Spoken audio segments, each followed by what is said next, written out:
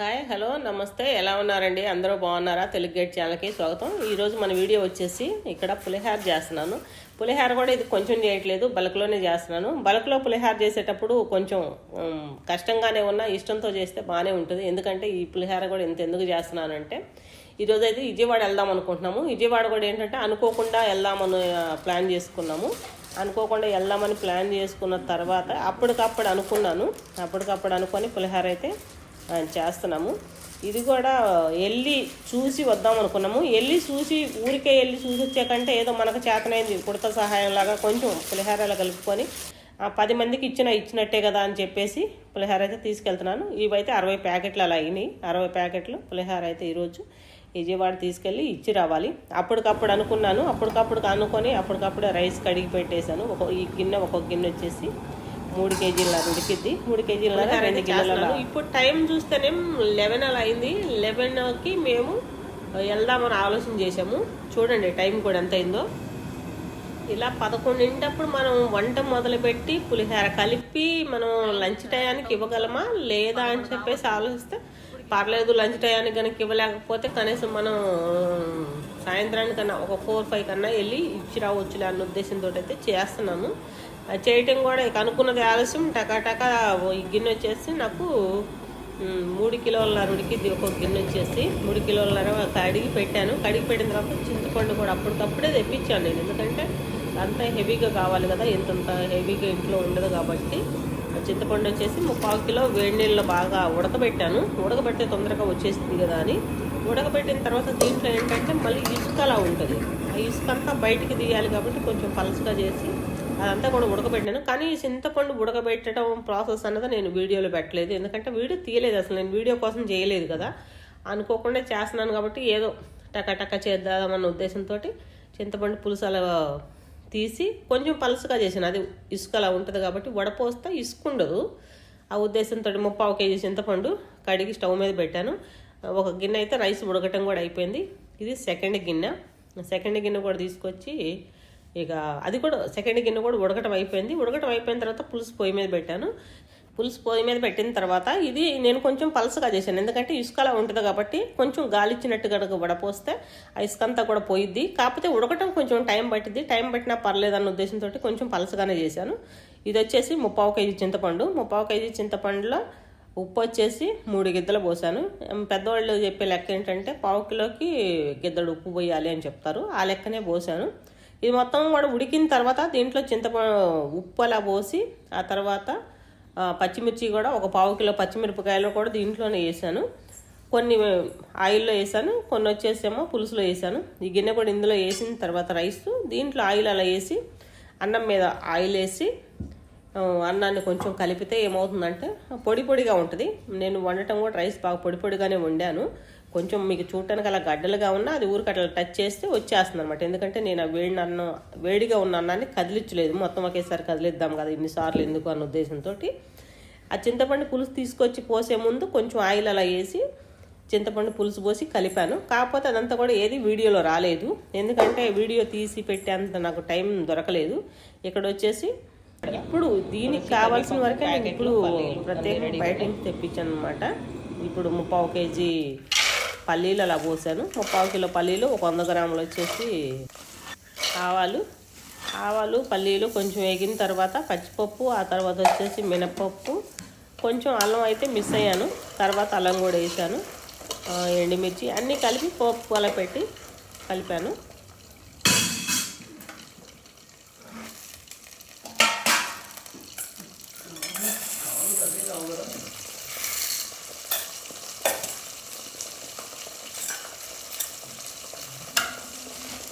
Oil కొంచెం తక్కువ వేసానేమంటారు.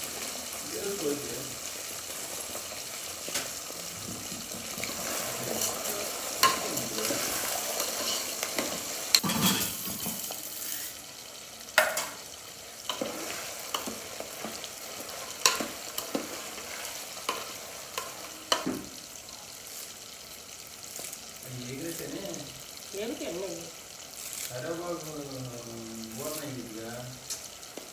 కంగారు పడమాకు, నన్ను కంగారు పెట్టమాకు, అన్నీ అస్సలు మాడదు, ఏది మాడదు.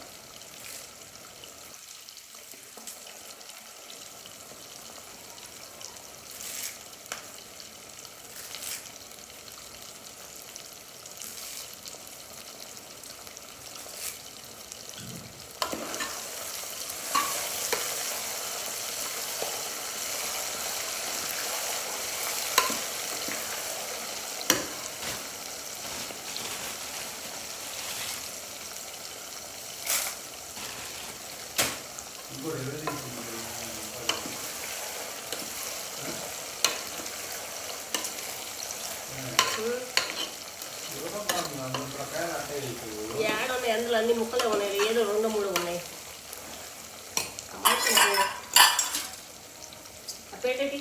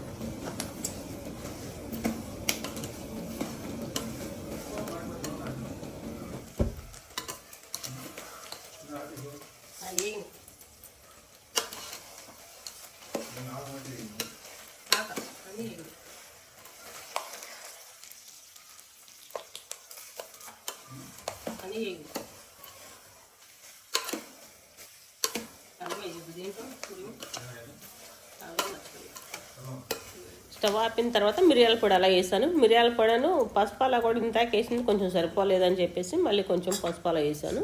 అది వేసిన తర్వాత మరీ ఎక్కువగా వేపకుండా, ఎక్కువగా వేపితే ఏమవుతుందంటే మరీ మాడిపోయే అవకాశం ఉంటుంది.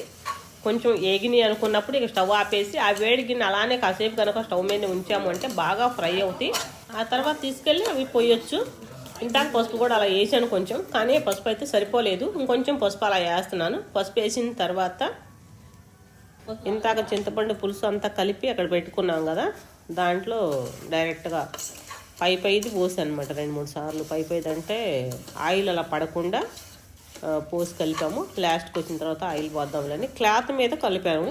క్లాత్ మీద ఎందుకు కలిపామంటే ఇప్పుడు అంత పులిహోర కలిపి అంత మన దగ్గర బొచ్చులు కానీ లేకపోతే మన దగ్గర ఏమి ఉండదు కదా అంత సడన్గా ఆలోచిస్తే, అందుకని చెప్పేసి నేను క్లాత్ మీదనే కలిపాను.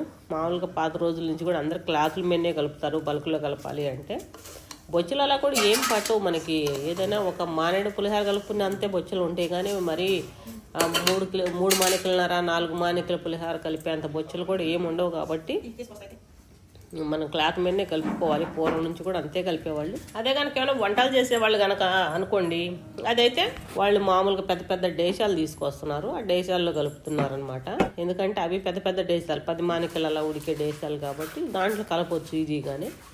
మా నీళ్ళల్లో అంత పెద్ద పెద్ద డేషాలు ఎందుకు ఉంటాయి, ఉండవు కాబట్టి నేనైతే క్లాత్ మీదనే కలిపాను. ఇంకోటి ఏంటంటే ఇక్కడ ఒక్కదాన్నే ఈరోజు మా వారు హెల్ప్ చేశారు. ఇంకా ఆయనే పులిహోరకి కలపడానికి ఎక్కువగా హెల్ప్ చేశారు. ఒక్కదాన్ని చేసుకోలేను. ఇప్పుడు ఎవరన్నా పిలవాలి అన్నా కూడా పిలిచేంత టైం కూడా లేదు. ఎందుకంటే నేను అనుకుందే 11కి 11 అనుకున్నానంటే 11 గంటలప్పుడు ఎవరిని పిలిస్తే ఎవరు వస్తారు. ఎందుకంటే అప్పటికప్పుడు చెప్తే ఎవరు రావడానికి కూడా అవకాశం ఉండదు. ఎవరిళ్లలో పనులు వాళ్ళకుంటే బిజీగా ఉంటారు కాబట్టి. ఇక మనం చేద్దాం అనుకున్నాం కదా అని చెప్పేసి అప్పటికప్పుడు జనాలను ఇబ్బంది పెట్టకూడదు అన్న ఉద్దేశంతో ఒక్కదాన్ని కూడా నేను అంత కలపలేను. ఇప్పటికీ ఆ గిన్నె ఏంటంటే అంత హెవీ గిన్నె స్టవ్ మీద పెట్టాలి అన్నా, దించాలి అన్నా, మళ్ళీ అన్నం రైస్ తీసుకొచ్చి క్లాత్ మీద పోసేటప్పుడు అదంతా చేయటానికే నాకైతే నడువులు పట్టేసింది ఇప్పటికే. ఎందుకంటే ఆల్రెడీ నాకు బ్యాక్ పెయిన్ ప్రాబ్లం అయితే చాలా ఉంది.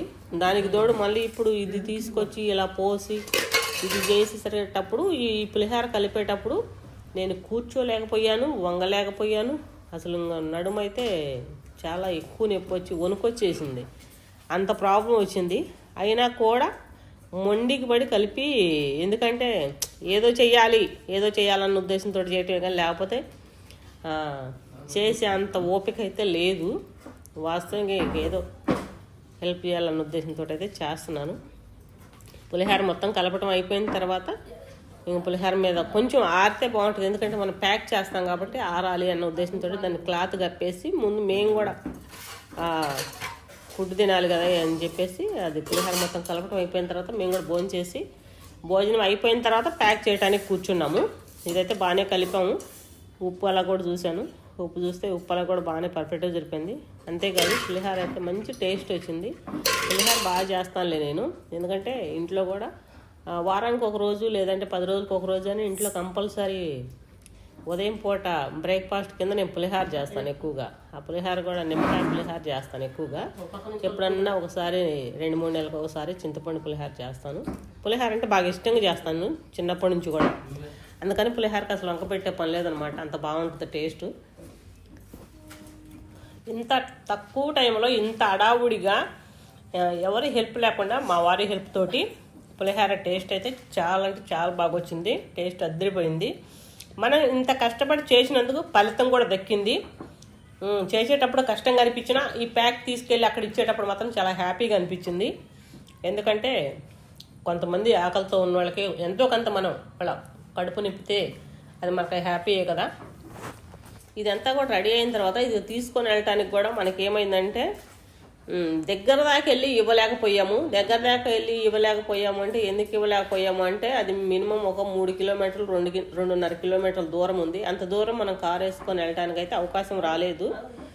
పోలీసు వాళ్ళు ఏం చెప్పారంటే కారు ఇక్కడే ఆపేసి మీరు నడుచుకుంటా వెళ్ళాలి అన్నారు. నడుచుకుంటా వెళ్ళి ఇవ్వటం అంటే కష్టం కదా, అంత దూరం మనం బరువు మోసుకుంటూ వెళ్ళలేము కదా. అందుకని చెప్పేసి మేము కూడా తీరా వాటర్ దగ్గరకు అయితే వెళ్ళలేకపోయాము. ఎక్కడైతే వరదలు వచ్చినాయో అక్కడ దాకా వెళ్ళలేకపోయాము. ఫ్లైఓవర్ మీద వాళ్ళు కొంత దూరం వచ్చారు, ఆ వచ్చిన వాళ్ళని అడిగి ఇచ్చాము. ఇదంతా కూడా నేను ఏరే వీడియోలో పెట్టాను. ఈ పులిహార ప్యాకెట్లు తీసుకెళ్ళటము, అక్కడ పోలీసు వాళ్ళతోటి మాట్లాడటము, అదంతా కూడా ఏరే వీడియోలు అయితే ఉంది. ఆ వీడియో చూడండి ఎవరన్నా చూడాలి అనుకుంటే. ఆ వీడియో నేమ్ వచ్చేసి కష్టాలు కన్నీళ్ళు ఆకలి కేకలు మా వారిపై దాడి అని నేమ్ అయితే ఉంటుంది ఆ వీడియో. అదైతే చూడండి, చూడాలి అనుకున్నోళ్ళు. ఎందుకు ఆ నేమ్ అలా పెట్టాను అంటే ఆ బ్యాగులు మనం తీసుకెళ్ళిన ఈ పులిహార ప్యాకెట్లు ఉన్నాయి కదా, పులిహార ప్యాకెట్లు మన చేతితో మనం ఒక్కళ్ళకి కూడా ఇవ్వలేకుండా చేశారు వాళ్ళు. ఎందుకంటే నిజంగానే దాడి చేశారనమాట వాళ్ళు. అక్కడ తీసుకెళ్ళి పెట్టిన తర్వాత అట్టపెట్టి లాగేసుకున్నారు. 1-2 ప్యాకెట్లే మనం ఇవ్వగలిగాము. అందుకని చెప్పేసి ఆ నేమ్ అలా పెట్టాను. ఈ వీడియో ఎప్పుడు తీశాను అంటే సోమవారం, అంటే మళ్ళీ నెక్స్ట్ సోమవారం కూడా వచ్చేసింది. వారం రోజుల క్రితం తీశాను. కాకపోతే వీడియో పెట్టడానికి నాకు కొంచెం టైం పట్టింది. వేరు వీడియోలన్నీ పెట్టాను. దీనికంటే ముందు పెట్టాల్సిన వీడియోలు ఉన్నాయి కొన్ని. ఆ వీడియోలన్నీ వెంటనే పెట్టాల్సి వచ్చింది. అందుకని చెప్పేసి ఆ వీడియోలన్నీ పెట్టాను. పులిహార ప్యాకింగ్ చేసుకెళ్ళింది ఇవంతా కూడా ఏంటంటే నాకు ఎడిటింగ్ చేసుకోవడానికి ఇదంతా కూడా టైం పట్టింది. టైం పట్టడం వల్ల దీన్ని లేట్గానే పెట్టొచ్చులే అని చెప్పేసి ఇది కొంచెం లేట్గా పెడుతున్నాను. అంటే ఇప్పటికి 1 వీక్ అయితే అయింది ఇది జరిగి కూడా. అందుకని చెప్పేసి కొంచెం లేట్గానే పెడుతున్నాను. ఈ వీడియో లేట్గా పెట్టినా పెద్ద ఇబ్బంది ఏమీ లేదని. కాకపోతే పులిహార ప్యాకెట్లు పంచడం అయితే ముందే పెట్టాను ఆ వీడియో. మేము పులిహార ప్యాకెట్లు పంచే వీడియో అయితే వెంటనే పెట్టేశాను. ఎందుకంటే పులిహార తీసుకెళ్ళటం అన్నది మేము 3వ రోజే తీసుకెళ్ళాము. వరదల్లో ఉన్నారు జనాలు, అక్కడ చిక్కుకుపోయారు అన్న ఆలోచనతోటి ఆ వీడియో పెట్టాను. అది కాకుండా ఇంకా అక్కడ కొన్ని ఛానల్స్ వాళ్ళు రాజకీయాలు చేస్తున్నారు, శవ రాజకీయాలు చేస్తున్నారు, బురద రాజకీయాలు చేస్తున్నారు, వరద రాజకీయాలు చేస్తున్నారు. అవి కూడా ఉన్నాయి వీడియోలు. మరి అలా ఎందుకు చేస్తున్నారు, ఇలాంటి టైంలో అలా చెయ్యొచ్చా చెయ్యకూడదా అన్న ఆలోచన కూడా లేదు. ఇంకోటి చేతనైతే ఎంతో కొంత మనం హెల్ప్ చేయాలి. ఎవరికైనా ఆపదలో ఉన్నారు అనుకుంటే వాళ్ళకి హెల్ప్ చేయాలి. మనం హెల్ప్ చేయకుండా ఇలాంటప్పుడు కూడా బురద రాజకీయాలు, శవ రాజకీయాలు, వరద రాజకీయాలు చేయకూడదు. అది మంచి పద్ధతి కూడా కాదు. ఇదైతే మేము మొత్తం ఇక ప్యాకింగ్ అయితే అయిపోవచ్చింది. అంటే ఇది మాకు ఏదైనా చేయటం మినిమం ఒక 3-4 గంటల టైం అయితే పట్టింది.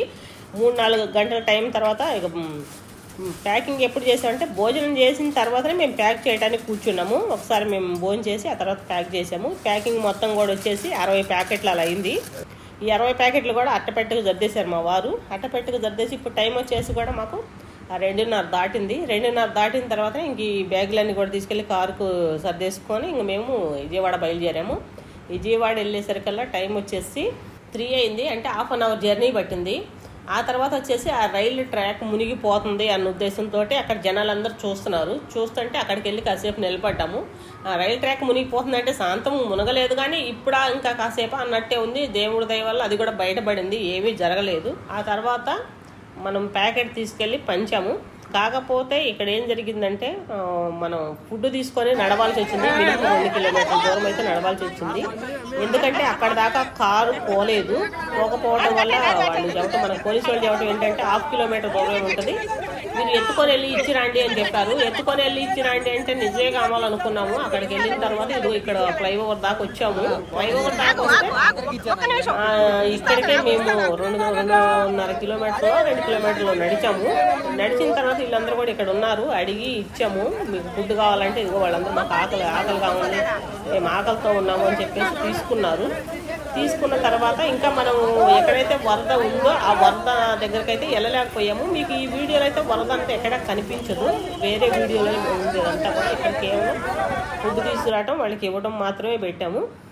మనం కనుక వెళ్ళగలిగితే, అదే మన కారు కనుక ముందుకు కనుక పోగలిగితే 1 కిలోమీటర్ పోతే ఆ లెక్క వేరుగా ఉండేది. వీళ్ళు ఎక్కడైతే ఏమైందో ఇచ్చాము, ఎవరికైనా ఇచ్చింది లెక్క. కాకపోతే వాళ్ళు కూడా మాకు ఆకలిగా ఉంది అని చెప్పారు. ఎవరో వచ్చి మాకు ఇక్కడ సప్లై చేయట్లేదు అని చెప్పారు.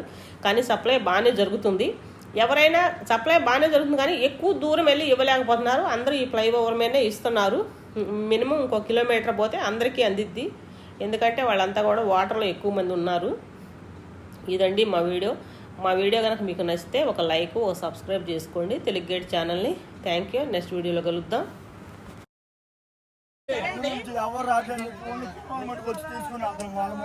సరే, మీకు వాటర్ అయితే ఉన్నాయి, ఫుడ్ కూడా ఇచ్చాము.